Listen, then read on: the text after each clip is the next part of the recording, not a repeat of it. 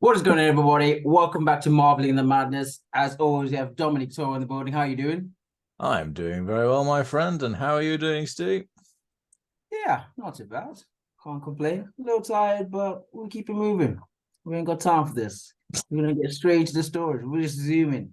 We're just gonna go in. Before we both fall asleep. Probably. Probably for the best. Ah, dear. Okay, so what's the first story that you got for me? So, following on from our conversation last week, the Wagner situation in Russia, the bizarre story that it is, carries on getting stranger. So, Okay. it turns out the boss of Wagner has been, well, I don't think they've completely verified that it is him, but everyone thinks it is him, as shown up in like a grainy video with him speaking in the background. In I think it was Belarus. So it turns out he's probably not dead, and he's now helping train Belarus's forces, I think, with Wagner. And he's still having a go at the Russian government. It's like a kind of strange version of Where's Wally, in the sense that everyone's like, where is he? Is he still alive? Oh, there he is. Oh, is he wearing some weird disguise? He's probably using one of those wigs that they found in his closet the other week. But it's just it's such a weird story. So yeah, it's just I don't know. It's like you've got on one hand you've got this horrible war going off where people, like hundreds of people, are dying daily, probably. I think it's hundreds. And then you've got this sort of almost like satire going off in the background of within Russia of this head of Wagner, and I don't actually know how to pronounce his name, so I'm not going to try and do it. And like the Russian government, it's just it's bizarre. Do you not think of it like some sort of like side op to like draw your attention away?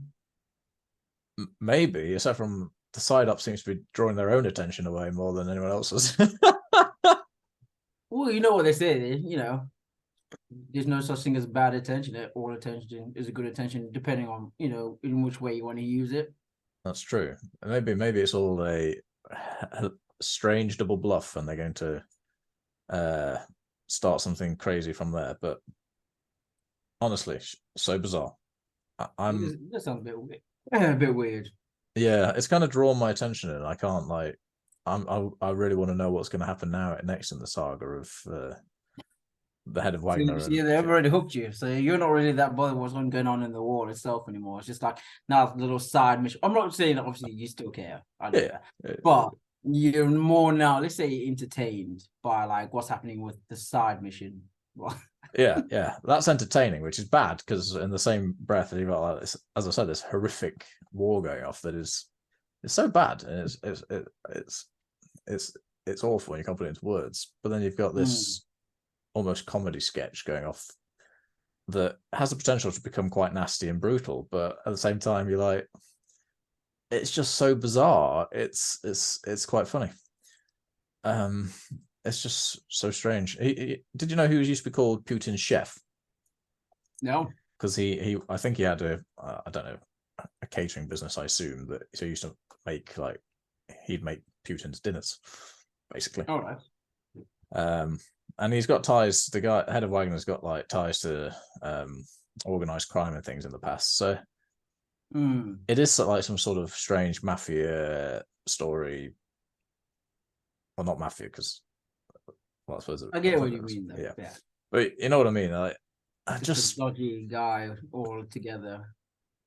It's probably not even him. He's probably the leader of Wagner's. Probably some other dude somewhere else.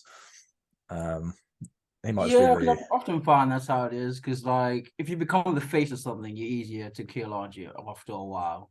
That's it. So rather than let like someone become the face of it, and you're just the guy in the background, just pulling all the strings. That's why I was just think, whenever there's like a major outbreak of whatever story, I'm like, what else is really going on that they don't want us to pay attention to? Yeah. Well, if you were going to lead a nefarious organization, you would I would, if I was going to. I'm not, because I don't agree with it.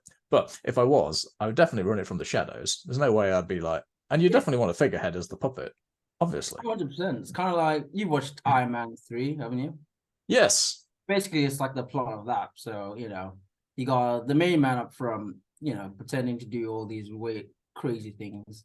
And then, you got the guy in the background, shadowy, just pulling strings. Yeah. So Live his normal life, keep pulling the strings, keep doing the evil deeds. But that guy's going to go to prison. He just keeps working on. So it's like a little endless circle. So there we go. We've actually learned that the head of Wagner is the Mandarin. Is it the Mandarin There you go. from Iron Man 3?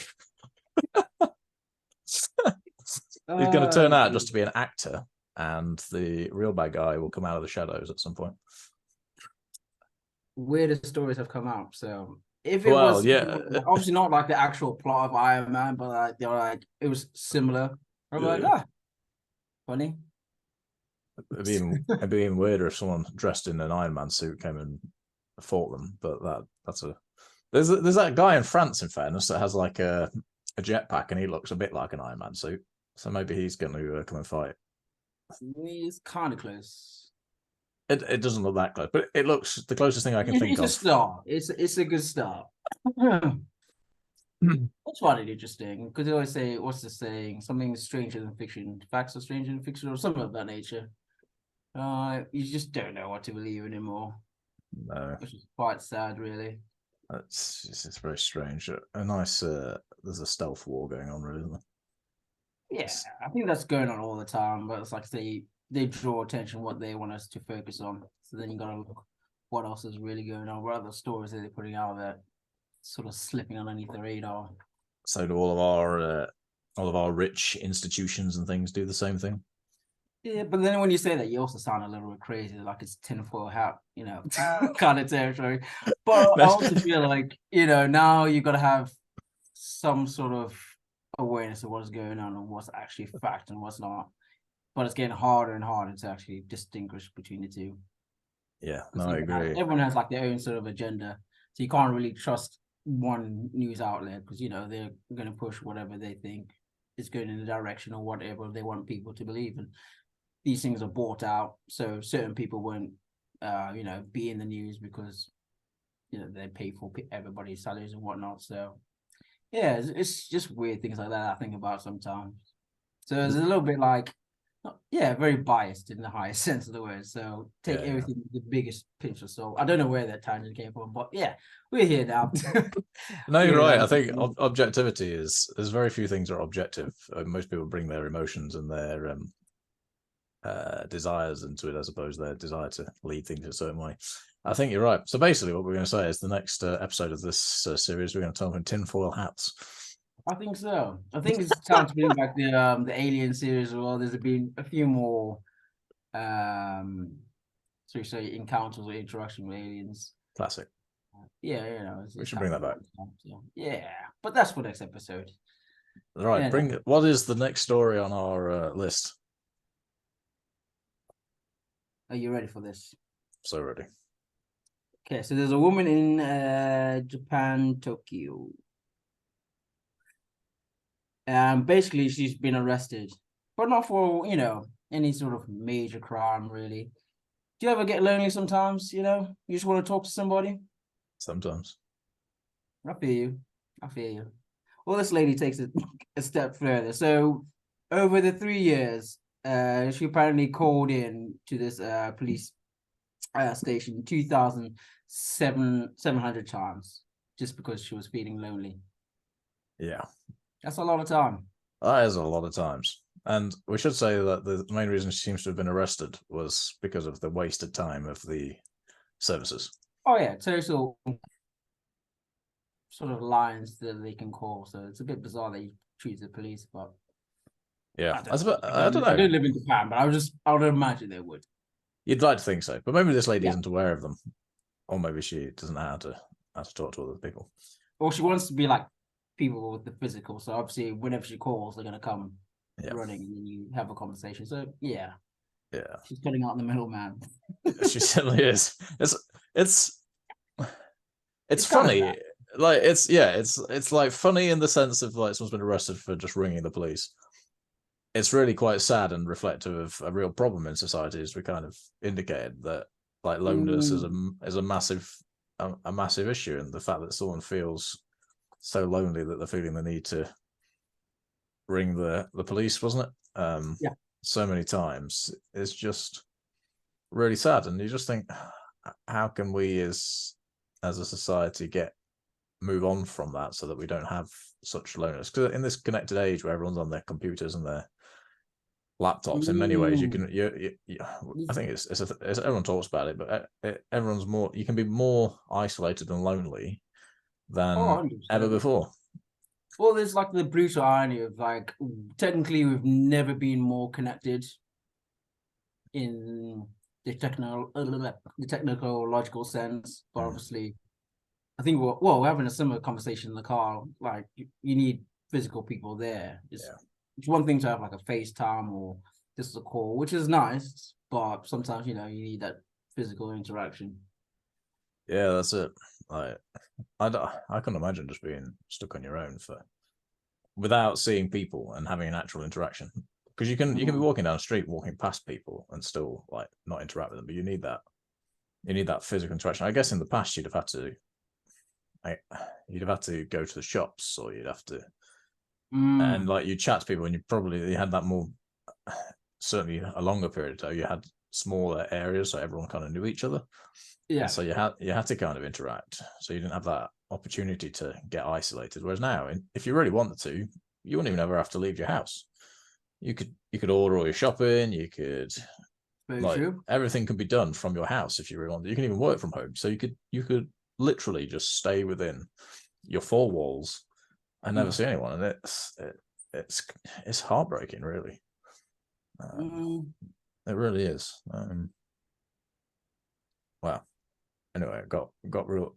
You got emotional about that. I wasn't expecting that, to be honest. So that's why there was a little bit of pause. I'm like, wow, he's taking this one to heart. I just wish no one would have to be lonely. It's I think obviously, yeah, I've got friends and family, and a lot of it comes through church, and I've got a relationship with God, so I don't ever feel lonely. But you still, and I think even then there's a recognition you need people around you. I think even then, there's only so much.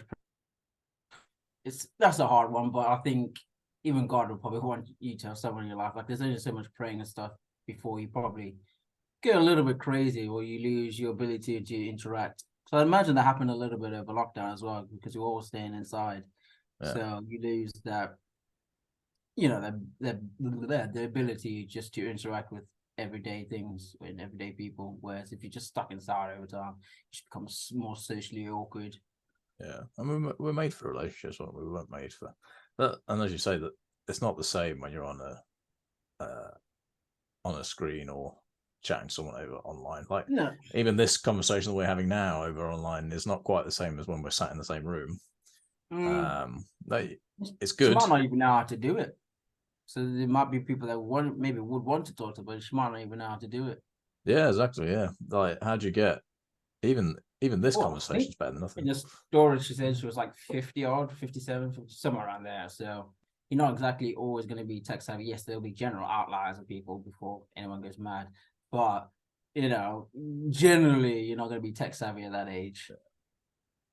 Yeah, it's just, I guess, as a world, and I think we are trying to, is how do we in the next generation ensure that we're connecting people and making sure people aren't isolated and lonely. And I think a lot of it is actually like stepping back from technology a lot of the time, like embracing technology in many ways, but also going, I need to get out of my house. I need to go and do social activities. I need to find areas where. I think that's getting harder and harder as technology just gets better. Yeah, it is. Even things like going to the gym and clubs, you can do what's it now, Peloton and things like that online. Yeah. Very true, very true. I was just thinking, going back to one of our previous episodes, we were talking about the Apple Vision, and other companies are going to do the same thing. Eventually, it'll become like we're all wearing goggles on our face, just walking around. Yes, you can still be somewhat in reality because they'll have ways you can still see and interact, but yeah, it'll be a little bit crazy, So I think it will be even worse because now you're on your phone, and that's already distracting because people don't feel like they have your attention, and they probably don't for the most part. But now imagine like trying to talk to someone who's wearing ski goggles all the time.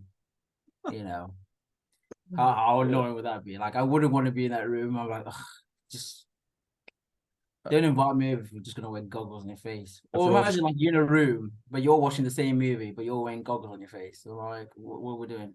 What's going on? None of you interacting because you're all. You know what I mean? So I don't know.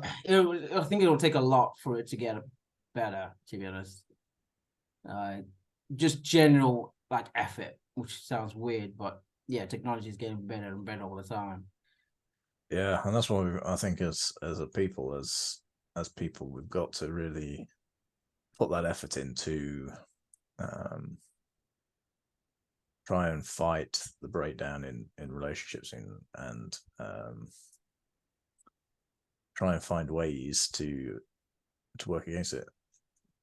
Like make sure we provide opportunities to get have social clubs and have places where you can all go walk together and interact, and because we're gonna what that looks like, as we've said, is going to look very different. So the opportunities to do it are going to have to be almost manufactured intentionally, because the reasons to do it that we used to have aren't going to be there. So we're going to have to make it really intentional about interacting socially and forcing ourselves to get out of our houses and go and see people. And it becomes harder, and you're like, it becomes more inconvenient. Like, as we said, I could just ring them. I've got things to do. I could just ring them, or I could just FaceTime them, and it's easy to do that. But actually traveling, if your friends live an hour away, or most friends only live like 10, 15 minutes, but if your friends live an hour away, it's inconvenient to go see them. True. But actually making yourself do it is going to be more important than ever, I think. Yeah, well, something I think about, because even during lockdown, I was like, oh, as soon as we out of lockdown, I want to make sure I'm so much more sociable and do more things. I don't know if I really have, to be honest. I don't think I really have. Like, yes, I still go to the gym, but for me, gym is more of a thing about doing myself. So I don't really cast that as being social. But in terms of being social, it's my job. So yeah, I don't know. It's an interesting one. It is. It's challenging. It's challenging me now thinking about it to make sure I put enough time into people and the relationships that I have and the ones that matter. You're not going to be able to have a relationship with everyone, but actually putting time and effort into the relationships you have is important. Very important. There you go. Dom's top tip. we got deep in that one. We got deep. We got Dom's top tip at the end of that. We're going. We weren't sorting the world's problems today. We're just getting deep. That is a major problem though, and it doesn't just stop. It doesn't just start at older people. I think it's more of a generalized thing. And as I said, as technology is getting better and better, and we're spending more time walked in, it is going to become harder and harder to have those sort of genuine connections. Unless, like I say, you're really making the effort. Yeah. So there it is. Everybody listening to this, go and make some effort. Get your tin hats out. That's it. That's it. Get outside. Wear your tin hats. A tree or something. Get you in some nature action. Get you some friends. Have a picnic. Even though this summer is kind of terrible at the minute, but it says that. It says that. Yeah, get outside. I can hear you now. Try it one more time. I said, get outside, make some friends, and protect yourselves from all that disinformation and fake news. I am joking about the last part. Well, do protect yourself from it, but don't wear tin hats. Yeah. Okay, I think we're now descending into madness. So unless you have anything else you would like to add, I think we'll call it there. No, I'm all good. Excellent. Thank you for watching, guys. I've been Stephen Matembu with Dominic Tour the building. Marveling the Madness. It's a podcast. Thank you for watching. Have a great week.